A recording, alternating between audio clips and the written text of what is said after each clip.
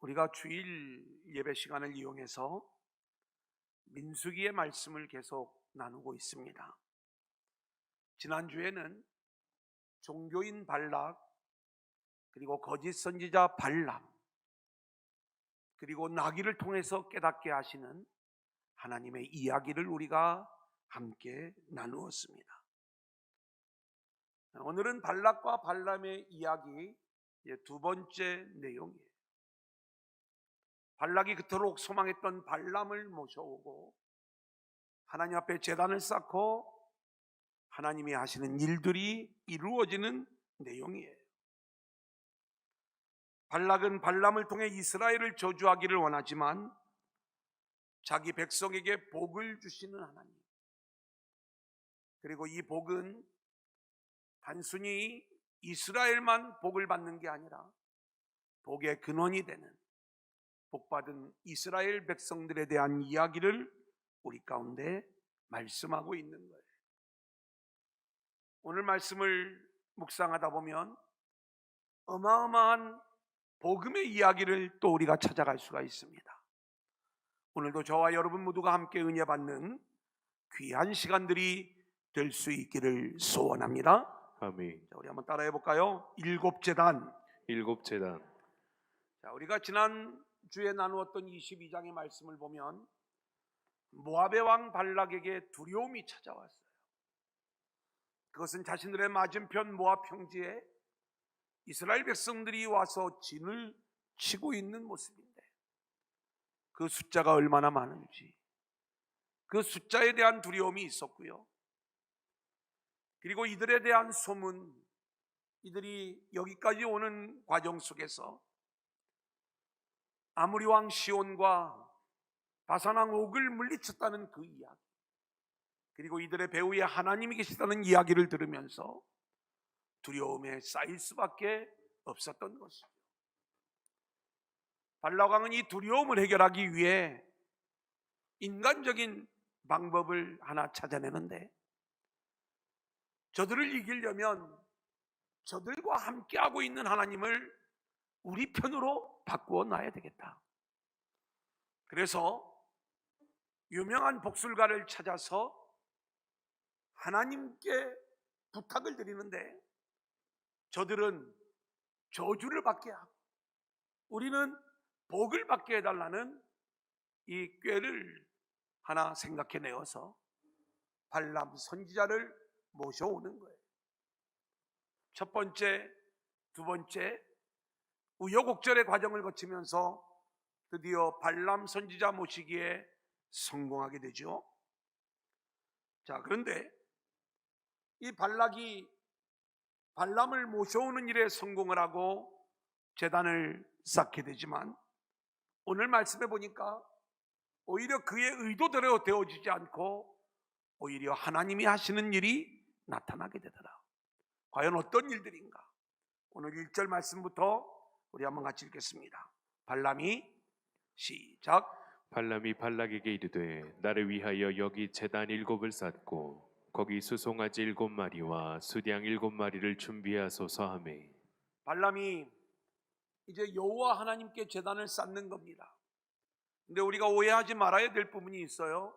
뭐냐면 발람이 하나님을 잘 섬기는 선지자여서 그 하나님께 제단을 쌓는 게 아니라, 지금 발람의 제단은 여호와 하나님, 유일신 하나님께 제단을 쌓는 모습이 아닌, 그는 당시에 세계적으로 유명한 복술가로서 이스라엘의 하나님뿐만이 아니라 여러 민족의 하나님을 다 알고 있었어요.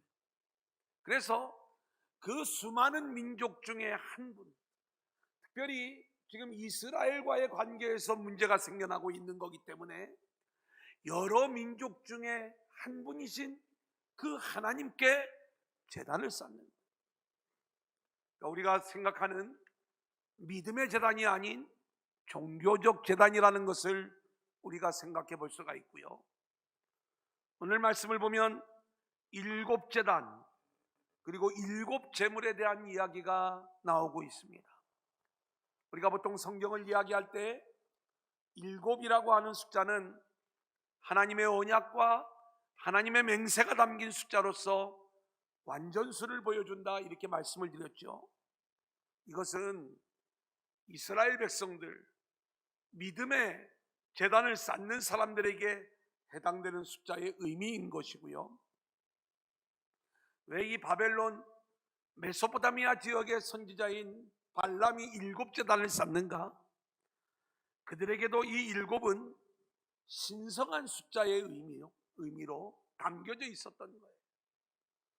왜 7이 되었는지는 알지 못하지만 우리는 하나의 제단이면 원래 충분한 건데, 이들은 7제단을 쌓으면서 신을 향한 최고의 정성을 보이고, 그리고 여기에 7제물이 드려지면서 신이 그들의 정성을 받으시고 그들의 기도에 응답해 달라고 하는 이 인본주의 제단을 쌓게 되는 것이죠.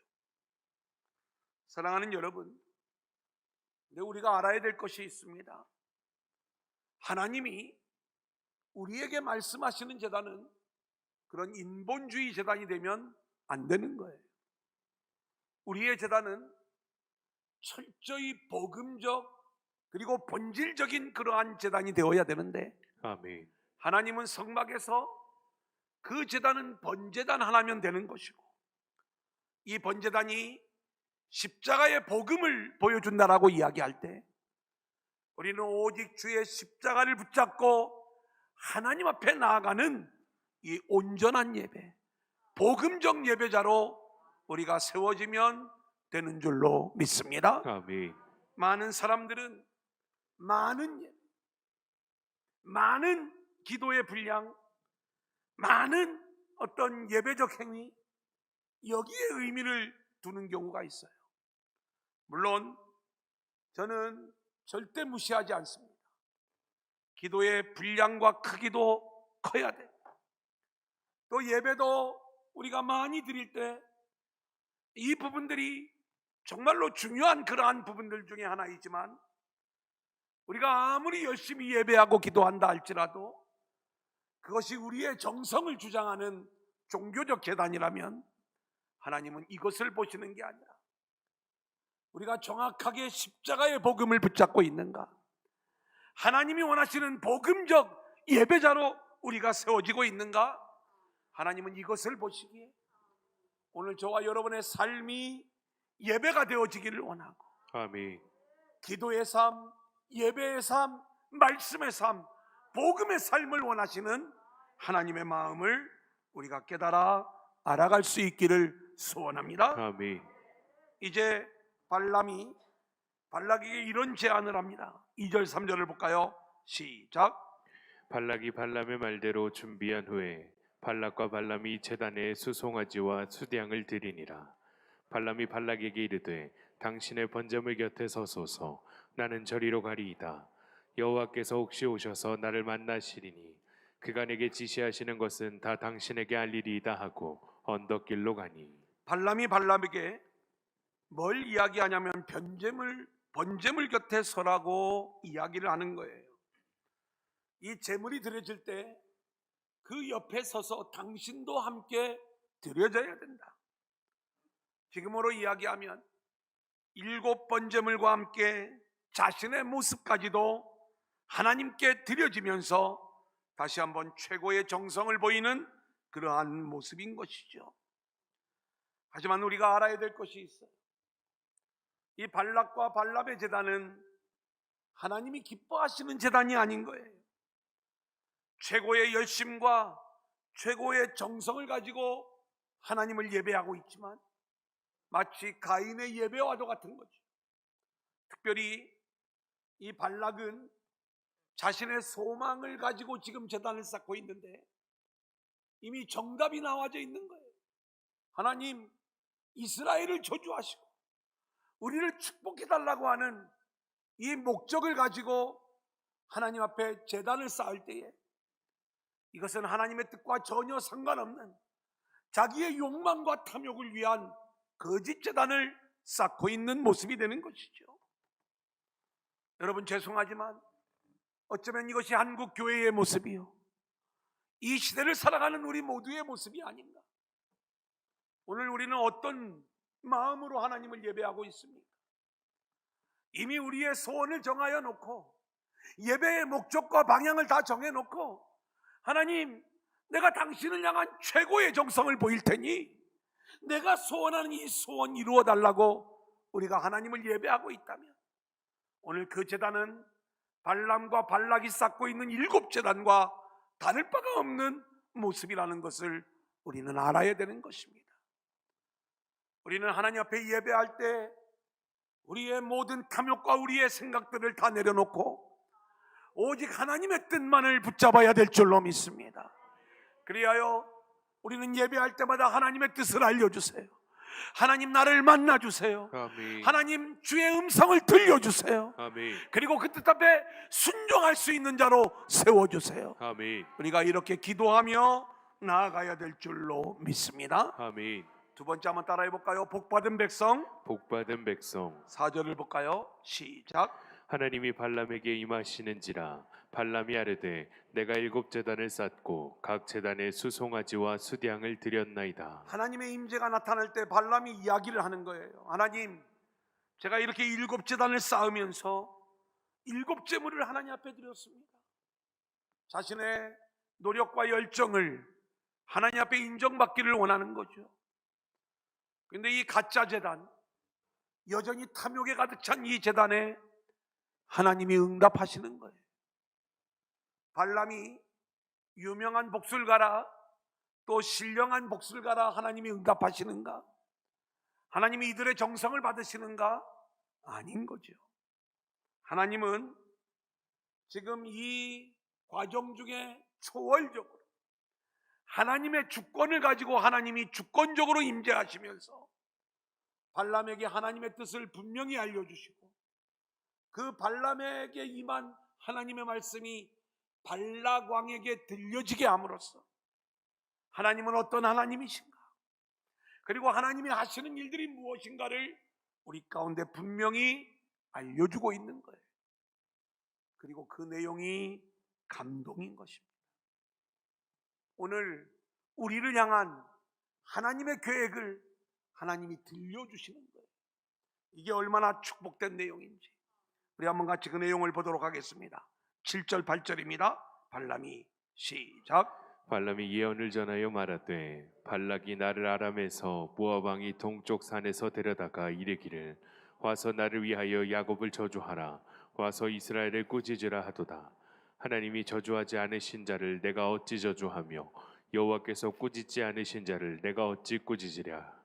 지금 이 이야기가 거짓 선지자 발람의 입을 통하여 증거되어지고 있는 이야기인데, 여러분 얼마나 멋진 그 말씀이 이 입에서 증거되어지고 있는지, 여호와께서 저주하지 않으신 자를 내가 어찌 저주하며 여호와께서 꾸짖지 아니한 자를 내가 어떻게 꾸짖을 수 있겠느냐? 여러분, 이 내용은 하나님이 이스라엘을 복 주셨기 때문에 나도 복을 선포할 수밖에 없지 그냥 저주할 수가 없는 그러한 입장이다, 요 정도가 아니에요. 여러분, 이 말씀은 우리가 아브라함에게 임했던 복과 반드시 연결지어져야 이 말씀이 얼마나 복된 말씀인가를 우리가 깨달을 수 있는데, 하나님이 아브라함에게 어떤 복을 주셨냐면 너를 축복하는 자에게는 내가 복을 내리고 너를 저주하는 자에게는 내가 저주하겠다. 복의 주권자가 되는 아브라함의 복을 이야기했는데, 오늘 발람은 이 음성을 들은 거예요. 하나님이 저주하지 않은 자를 저주하면 그 저주가 나에게 오고, 하나님이 꾸짖지 않는 자를 내가 꾸짖는다면 그 꾸짖음이 나에게 임할 것인데, 내가 어떻게 이 복받은 백성을 저주하고 꾸짖을 수 있겠느냐?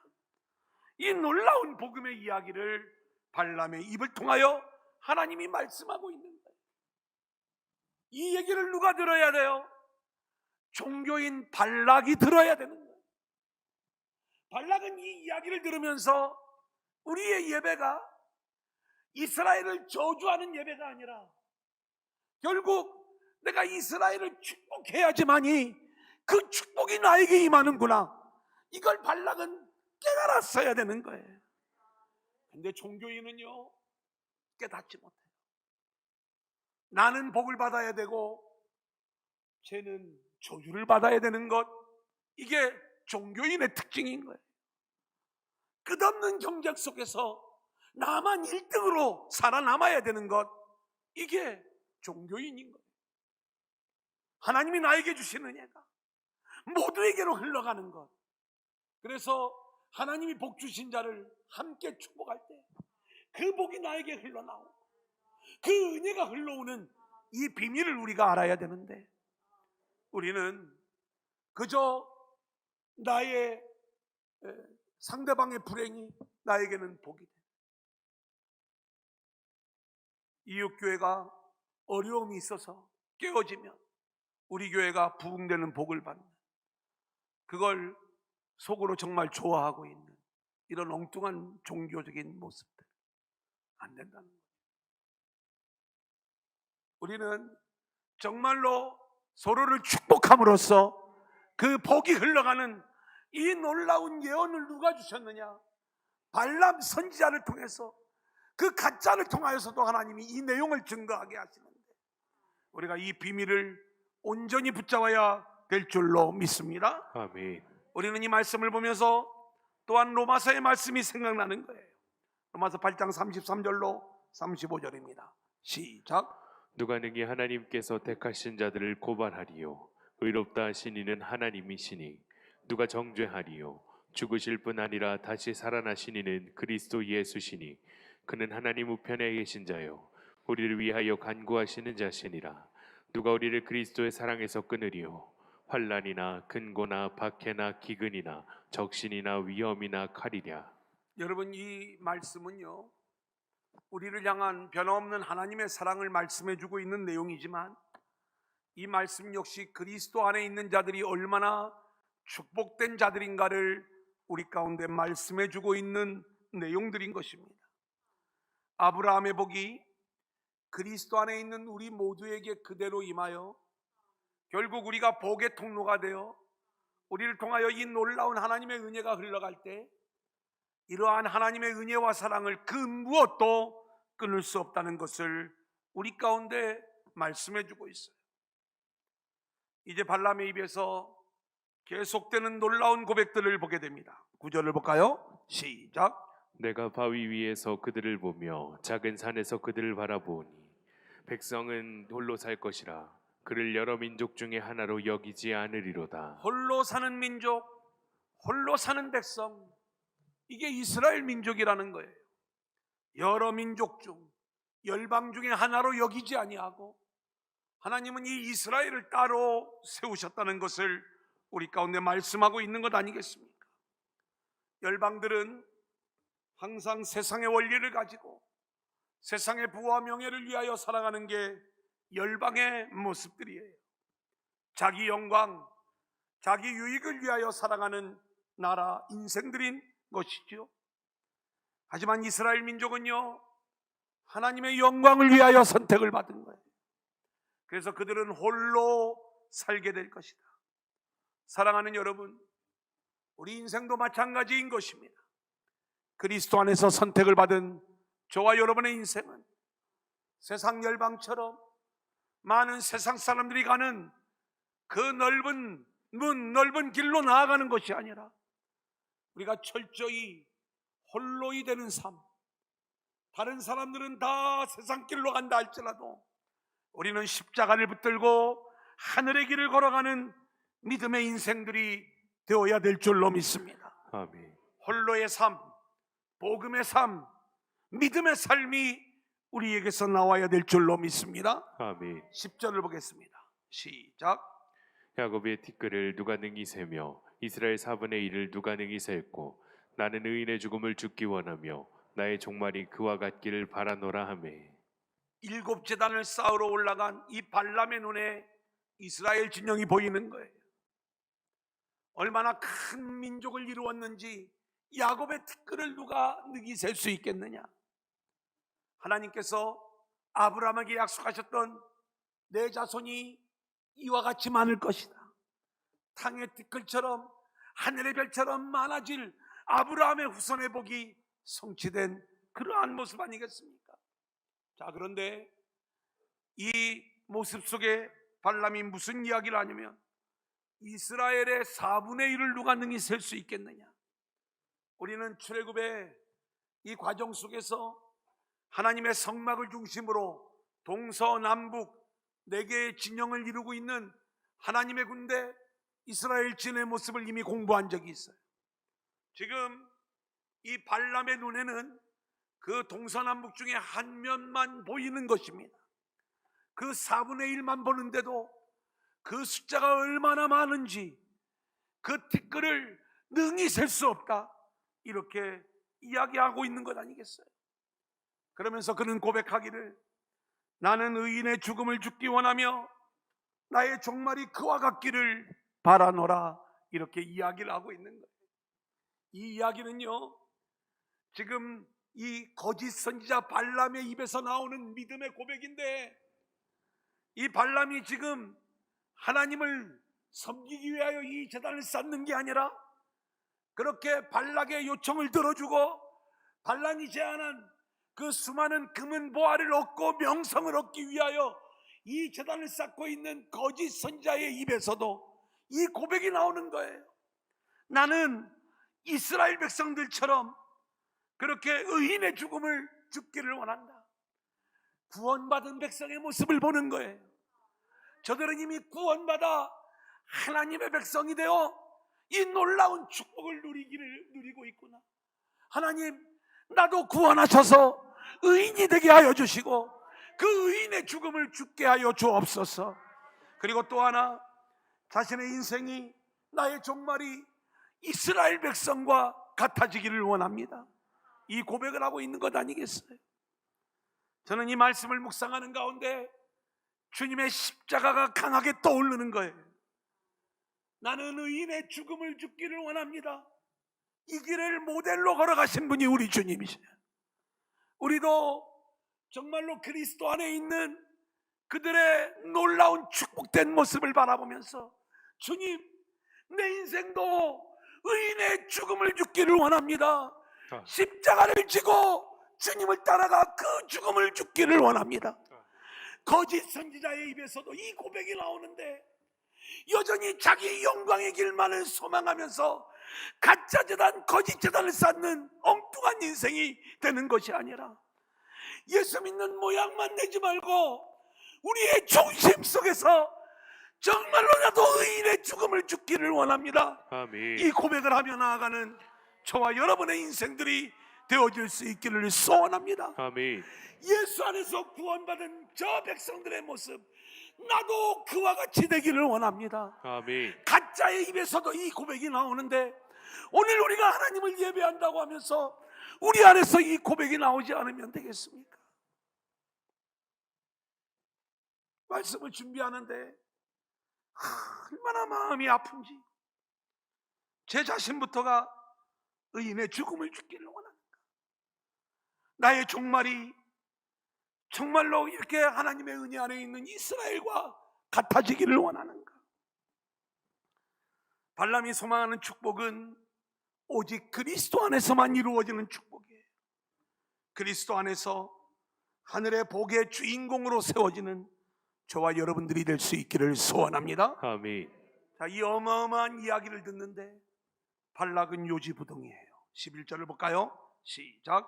발락이 발람에게 이르되 그대가 어찌 내게 이같이 행하느냐? 나의 원수를 저주하라고 그대를 데려왔거늘 그대가 오히려 축복하였도다. 오늘 이 말씀을 보니까 발락은 발람의 이 감동적인 이야기를 듣고, 그래, 내가 잘못되었구나. 이스라엘을 하나님이 복 주시는데 나도 이 이스라엘을 축복해야 그 복이 나에게 임하고, 그리고 그 은혜가 나에게도 흘러 들어오겠구나, 이 생각을 갖는 게 아니라 여전히 이스라엘과 경쟁하며 자기만 복을 받고 이스라엘은 저주받기를 원하는 이 마음이 바뀌지 않는 거예요. 그래서 발람에게 원망과 불평을 하는 거죠. 발람은 이야기합니다. 여호와께서 내게 주신 말씀을 내가 어찌 말하지 않을 수 있으랴. 저는 이 말씀도 얼마나 감동이 되는지, 우리는 어떤 복음적 이야기를 할 때에도요, 좀 불리할 것 같으면 얘기를 안 해요. 그 이야기를 상대방이 힘들어할 것 같으면 이야기를 하지 않아요. 늘 인본주의 생각이 얼마나 안타까운지 우리가 철저히 오직 하나님이 우리에게 주신 말씀, 이 복음의 말씀을 선포하며 나아가는 저와 여러분들이 될 수 있기를 소원합니다. 아멘. 이제 마지막 세 번째 한번 따라합니다. 후회가 없으신 하나님. 후회가 없으신 하나님, 13절 14절입니다. 시작. 나와 함께 그들을 달리 볼 곳으로 가자. 거기서는 그들을 다 보지 못하고 그들의 끝만 보리니 거기서 나를 위하여 그들을 저주하라 하고 소빔들로 인도하여 비스가 꼭대기에 이르러 7 제단을 쌓고 각 제단에 수송아지와 순양을 드리니. 발락은 자신의 계획을 포기하지 않습니다. 그래서 두 번째로 7 제단을 다시 쌓기 위하여 발람을 이번에는 비스가산 꼭대기로 데리고 올라가는 거예요. 왜냐하면 첫 번째 제단이 실패한 이유를 발람이 너무나도 많은 이스라엘 백성들의 모습을 보니까 그 모습에 압도되어서 저렇게 오히려 이스라엘을 축복하는 그러한 언어를 이야기했는 모양이다. 산 꼭대기에 올라가면 이스라엘 진영이 제대로 보이지 않아요. 아주 작게 보여요. 그 끝만 보이는 거예요. 이제는 이스라엘이 작게 보이니까 저들을 저주할 수 있지 않을까, 이 기대를 가지고 두 번째 7 제단을 다시 쌓지만 더 강력한 하나님의 말씀이 발람을 통해서 주어지게 되는 거예요. 그 내용이 2배로 감동이 됩니다. 18절로 20절 우리 한번 같이 읽을까요? 시작. 발람이 예언하여 이르기를 발락이여 일어나 들을지어다. 십볼의 아들이여 내게 자세히 들으라. 하나님은 사람이 아니시니 거짓말을 하지 않으시고 인생이 아니시니 후회가 없으시도다. 어찌 그 말씀하신 바를 행하지 않으시며 하신 말씀을 실행하지 않으시랴. 내가 축복할 것을 받았으니 그가 주신 복을 내가 돌이키지 않으리라. 여러분, 이 말씀이 어떤 뜻이냐면, 우리는 이 말씀을 우리가 액자를 통해서도 많이 우리가 다루었던 그러한 말씀이에요. 하나님은 사람이 아니시니 거짓말을 하지 않으시고 인생이 아니시니 후회가 없으시도다. 사람은 거짓말을 할 수 있지만 하나님은 거짓말을 하지 않는다는 거예요. 하나님이 한번 말씀하신 것은 반드시 지킨다는 거예요. 인생은 후회를 해요. 결혼을 해도 후회하고 안 해도 후회하고, 그죠? 인생이에요. 엄청 끄덕이시네요 다들. 그런데 하나님은 후회가 없으신 분이세요. 그죠? 이 무슨 얘기예요? 저는 이 말씀이 얼마나 또 우리에게 위로가 되고 용기가 되는지, 우리는 성경을 보면 하나님의 후회에 대한 이야기가 나와요. 하나님이 사울을 왕으로 세우시고 사울을 향한 기대가 있었어요. 근데 이 사울왕이 아말렉을 진멸하라는 하나님의 말씀에 불순종하죠. 그래서 사무엘에게 이야기합니다. 내가 사울을 왕으로 세운 걸 후회한다고. 여러분, 이 이야기는 정말 하나님이 하신 일을 실수하셔서 그 실수에 대하여 후회한다는 그러한 의미가 아니라, 하나님은 사울을 향한 하나님의 기대가 있었는데 그가 엉뚱한 불신앙의 길로 걸어갈 때 하나님의 마음의 한탄을 이렇게 표현을 한 것이고, 하나님은 이스라엘을 선택하셔서 놀라운 구원의 역사를 이루는, 그리고 저와 여러분을 하나님의 자녀로 부르셔서 우리를 하나님 나라의 백성으로 세워가실 때 여기에는 절대로 하나님의 후회와 그러한 하나님의 변함이 없다는 것을 우리 가운데 말씀해주고 있는 거예요. 이 내용을 가장 잘 설명해 주는 게 로마서 11장의 말씀입니다. 우리 29절부터 31절까지 같이 읽어볼까요? 시작. 하나님의 은사와 부르심에는 후회하심이 없느니라. 너희가 전에는 하나님께 순종하지 아니하더니 이스라엘이 순종하지 아니하므로 이제 긍휼을 입었는지라. 이와 같이 이 사람들이 순종하지 아니하는 이는 너희에게 베푸시는 긍휼로 이제 그들도 긍휼을 얻게 하려 하심이라. 하나님의 은사와 부르심에는 후회함이 없느니라. 여러분, 하나님이 이스라엘을 부르셨어요. 그런데 불러놓고 나니까 이들이 반역을 하는 거예요. 이들이 불순종을 하는 거예요. 근데 하나님은 후회하지 않아요. 오히려 반역하고 불순종함에도 불구하고 하나님이 언약하신 내용을 이루어 가시는 거예요. 오늘 이 로마 교회에게 편지하면서 사도 바울은 이 이야기를 해요. 너희가 순종하지 아니한 이방인들 아니냐. 그런데 내가 유대인들을 보니까 선택받은 유대인들도 저렇게 불순종한데, 그래, 너희도 불순종하는 것 당연해. 하지만 내가 너희들에게 은혜와 긍휼을 베풀어 줄게. 이게 하나님의 마음이고, 그 이방인들에게 은혜와 긍휼이 흘러가는 내용을 보니까 하나님이 선택한 유대인들에게도 당연히 이 은혜와 긍휼이 흘러가는 것, 이게 마땅한 것 아니냐. 그래서 하나님은 유대인도 이방인도 다 불순종하고 반역했지만 이방인에게도 은혜로, 유대인에게도 은혜로, 은혜와 긍휼로 그렇게 그들을 구원으로 이끌어내신 것, 여러분, 이것이 후회가 없으신 하나님의 일하심이라는 거예요. 아멘. 여러분, 그것이 오늘 저와 여러분을 향한 일하심이고 이스라엘 백성들을 향한 하나님의 일하심이었다는 거예요. 21절이 그 내용을 잘 설명해 주고 있죠. 시작. 야곱의 허물을 보지 아니하시며 이스라엘의 반역을 보지 아니하시는도다. 여호와 그들의 하나님이 그들과 함께 계시니 왕을 부르는 소리가 그 중에 있도다. 지금 발람이 볼 때에 이들이 얼마나 큰 복을 받았는가. 그런데 발람의 생각에는 이들이 하나님의 말씀에 잘 순종하고 사명을 잘 감당해서 이토록 복을 받은 줄 알았는데, 하나님의 음성이 들리는데 이들이 하나님을 배반하고 반역하고 불순종하고, 그리고 그들이 허물 많은 그러한 자들이었지만 하나님은 후회하시지 않는 하나님이시기 때문에, 변함이 없으신 하나님이기 때문에, 언약하셨기 때문에 그 언약을 붙잡고 자기 백성을 복주시는 하나님이시라는 거예요. 오늘 우리가 이 말씀이 우리에게 얼마나 은혜가 되는지, 우리는 여전히 하나님을 믿는다고 하면서도 허물이 많아요. 하나님을 믿는다고 하면서도 매일매일의 삶이 하나님을 반역하는 삶이에요. 근데 하나님은 저와 여러분을 부르신 걸 후회하지 않아요. 그 언약의 말씀을 붙잡고 다시 한번 은혜와 긍휼로 우리를 덮으셔서 우리를 하늘의 백성으로 세워주시는 줄로 믿습니다. 이 음성을 가짜가 들은 거예요. 발람이 들은 거예요. 오늘 우리도 이 음성을 들을 때 정말로 그 하나님을 우리가 붙잡아야 되는 것 아니겠습니까?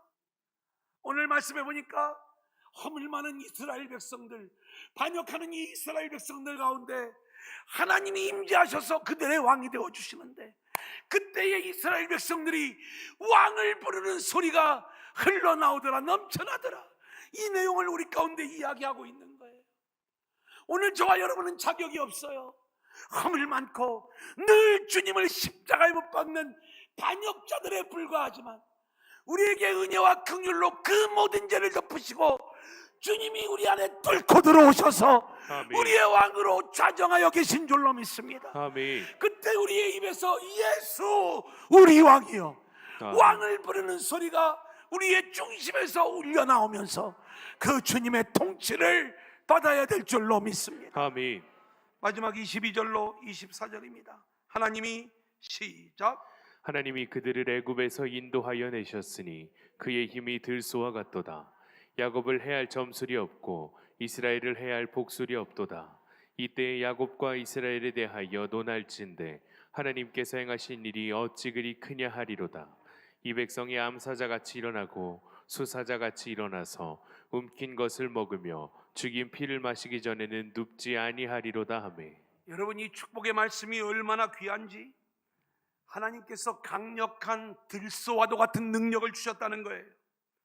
그러면서 23절 4절에 나오는 이 축복의 말씀은 야곱이 유다에게 축복했던 암사자, 수사자, 유자는 사자 새끼로다.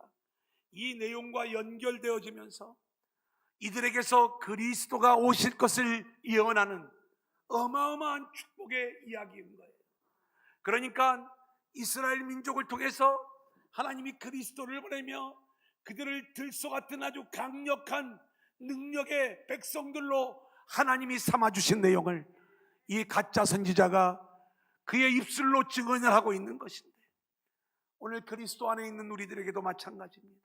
우리는 허물 많고 반역하는 자들에 불과하지만 하나님이 우리와 언약하셨기 때문에, 하나님은 후회하지 않는 하나님이시기 때문에 아멘. 우리에게 긍휼로 새로운 힘을 주시는데, 그리스도 안에서 들소 같은 힘을 우리에게 주셔서 우리를 능력 있는 그리스도인들로 세워 주실 줄로 믿습니다. 아멘.